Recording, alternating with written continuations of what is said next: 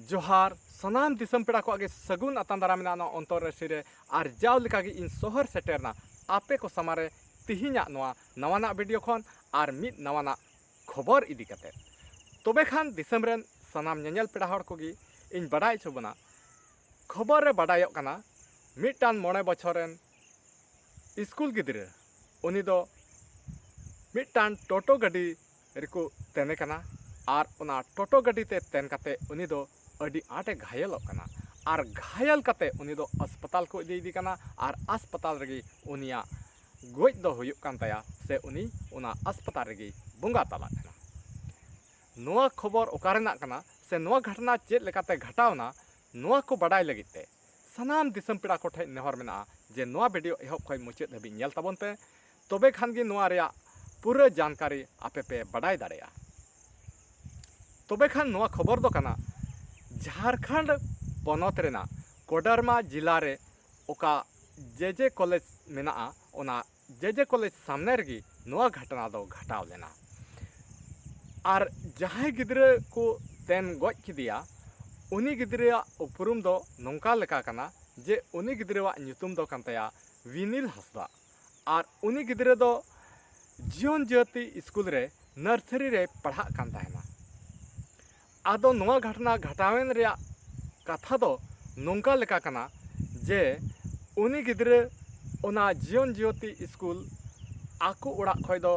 सुर माछा ᱧᱚᱜ रगी ताहे कना और ओना इयते उनी गिद्रे दो पैदल गी चला हजुआ और ओका घड़ी दो उनी गिद्रे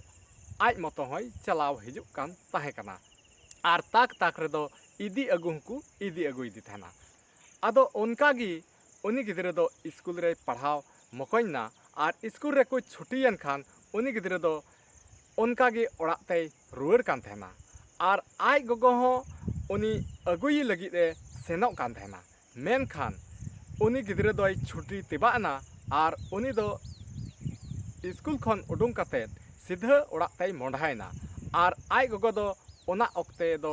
स्कूल बाय तिये का थाना और उनकिना ᱧᱟᱯᱟᱢ दो नेल में हर रे पढ़ाव कना ओका दो जेजे कॉलेज सामने रे ओंडे उनकिन किन ᱧᱟᱯᱟᱢᱚᱜ कना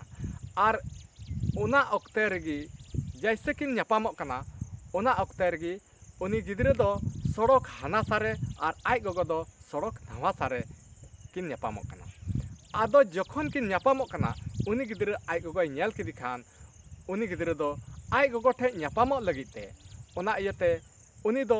सड़क रे चेत हो बाय नेल बड़ालदा और सीधा आज गोगो ठे ᱧᱟᱯᱟᱢᱚᱜ लगी सड़क रे ᱧᱤᱨ पारमोग कान थाना और ओना ओक्ते रेगी नाते खन मिटान टोटो गाड़ी अगुये थाना और उनी हो आचका उनी गिद्रे ᱧᱤᱨ पारमोग ओक्ते रेगी उनी हो गाड़ी अगु सुर केदा और उनी टोटो ड्राइवर हो उनी गिद्रे आचका बाय नेल दाराम गोल लिदिया और ओना ओक्ते रे उनी टोटो ड्राइवर दो उनी गिद्रे रे ओना आया गाड़ी दोय भिड़ाव केदा और नौका लेकाते उनी दो टोटो गाड़ी ते तेनना और टोटो गाड़ी ते तेनेन खान उनी गिद्रे दो अडी आटे कहिलना और अडी आटे कहिलेन खान उनी गिद्रे दो कोडरमा रेया सदर हॉस्पिटल ते उनी गिद्रे को इदी किदिया और ओंडे को इदी किदी खान मिद घड़ी बाद खान गी उनी गिद्रे दोय बुंगा तलायना ओना हॉस्पिटल रेगी और नौकाना खबर अड़ी उतर बड़ायोक कना जे अड़ी उतर नौकाना घटना घटाब कना जे से नौका एक्सीडेंट ते अड़ी उतर को हड़ को गुजुक कना तबे खान दिसम रेन सनाम नेल पेड़ा हड़ कोगी आबो बुन कथाया अड़ी तेत कटिज कटिज गिद्रे नितो आबो स्कूल रे बुन भर्ती कोआ और को चला कना नुना कटिज कटिज गिद्रे जहां गिद्रे दो अकय दो रोड हो मजते बाको चीत कदा और उनकान को गिद्रे तेहिं आबो स्कूल बुन भर्ती कोआ और नित कते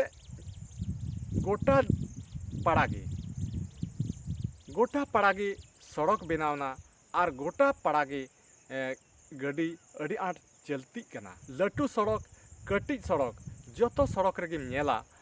अड़ी उतर नाना हुनर गाड़ी अड़ी भीड़ भड़ाका चला कना और नौकाना ओक्ते रे जुदी कटिज कटिज गिद्रे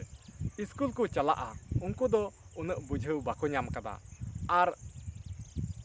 सड़क रे चेत चेत को सावधान जरूरा ओना उन उतर बुझेव बाको नाम कदा आर उनको कटिक कटिक गिद्रे एस्कारते भीड़ भड़ाका सड़क रे को चलाआ तबे आबो बन बाडाय दाड़े कान गया जे निश्चित गे नोंकाना घटना दो घटाआ आदो निता समय गे उनकाना समय हेज काना से जतो हर जखन गे उनी गिद्रे नुनु खय बगीदा तखन गे आबो स्कूल बन भर्ती को काना आर नोंकान कटिक ओक्ते रे आबो स्कूल बन भर्ती को खान उनको गिद्रे आको सुमुंगते जदि को स्कार तको चला हजुआ तबे अडीते नोनका घटना घटा काना आदो ओना इयते आबो सावधान तेबन ताहेन मा जदि कटिक खान गिद्रे नुकु बन स्कूल तेबन इदी अगु कुमा नुकान कटिक कटिक गिद्रे आबो स्कूल तेबन इदी अगु लेको खान नुकाना घटना खय बन बंचाव दाड़ेया से आबोरेन गिद्रे सुरक्षित को ताहे दाड़ेया आदो सनाम गोगो बाबा ठे नेहर मेना जे आबोरेन गिद्रे पढ़ाव दो अड़ी बन ध्यान काना कटिक कटिक खन गे जहां गिद्रे गे नुनु खय बगीदा उनी गिद्रे गे आबो स्कूल रबन भर्ती काको काना आदो निनब स्कूल रे भर्ती सुमुंग दो बांग उनको गिद्रे चेक लेकाते को स्कूल को चला हजुआ उनको लगी पूरा निगरानी से उनको लगी पूरा व्यवस्था से उनको लगी ते पूरा ध्यान जरूर तबना तबे यानी आबोरन गिद्रे बांचाव बन दोह दाड़े को आर बखा नय नित काते बन नेले कान गी जहाटा सड़क गी कटिक सड़क लटू सड़क जहाटा सड़क कान गी अड़ी उतर गडी चला हजु काना मिटन सड़क हो आइसे दो बांग तहन काना खाली बांग तहन काना अड़ी उतर भीड़ भड़ाका गे तहन काना आदो ओना इयते सनाम गोगो हर से बाबा हर सनाम गोगो बाबा ठे नेहर मेना आबोरेन गिद्रे लगी बन सावधान मा निया को मेन काते गे तेहिं दो नोआ वीडियो नडगे मुचाद ताबना